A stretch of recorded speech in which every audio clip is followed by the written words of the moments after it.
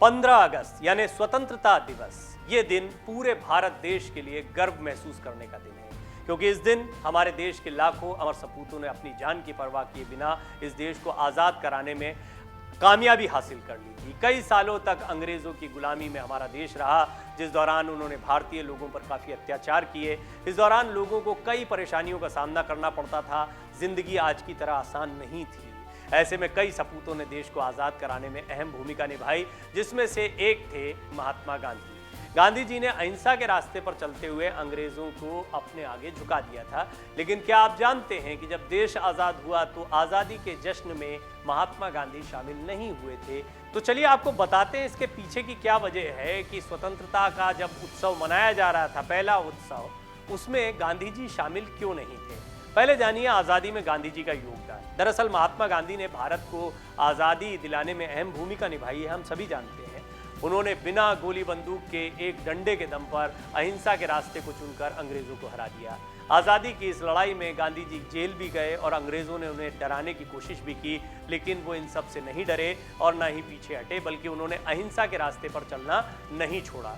अब आपको बताते हैं कि आखिर क्यों शामिल नहीं हुए थे महात्मा गांधी आज़ादी के जश्न में। 15 अगस्त को थे कहाँ महात्मा गांधी।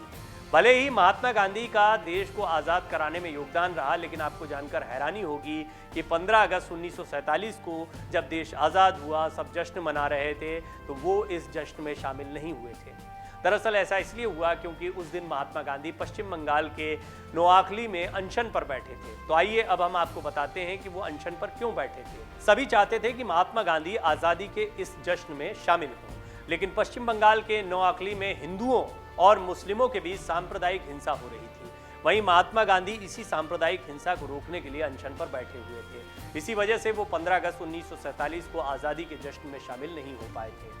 लाल किले पर नहीं फहराया गया था तिरंगा, ये भी एक महत्वपूर्ण जानकारी है। ये बात बहुत कम लोगों को मालूम होगी कि 15 अगस्त 1947 को लाल किले की प्राचीर पर तिरंगा नहीं फहराया गया था। लोकसभा सचिवालय के एक शोध के मुताबिक देश के पहले प्रधानमंत्री जवाहरलाल नेहरू ने 16 अगस्त 1947 को लाल किले से तिरंगा फहराया था, यानी आज़ादी के अगले दिन।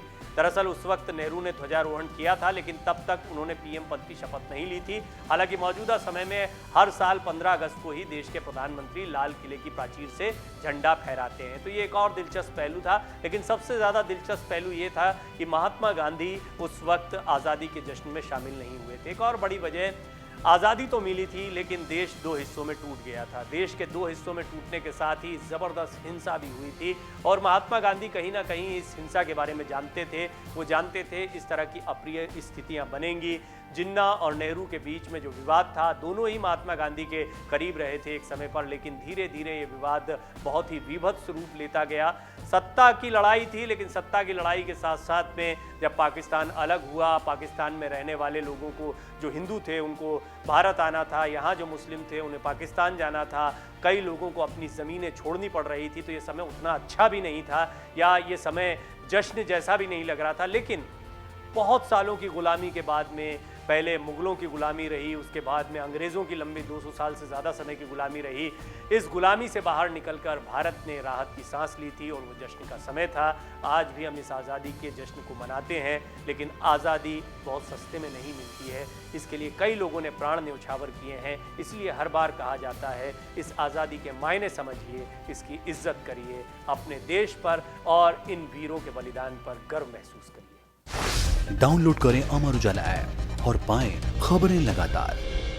अगर आप ये वीडियो YouTube पर देख रहे हैं तो हमारे चैनल को सब्सक्राइब करें और बेल आइकन को दबाना ना भूलें। अगर आप Facebook पर ये वीडियो देख रहे हैं तो हमारे पेज को लाइक करें।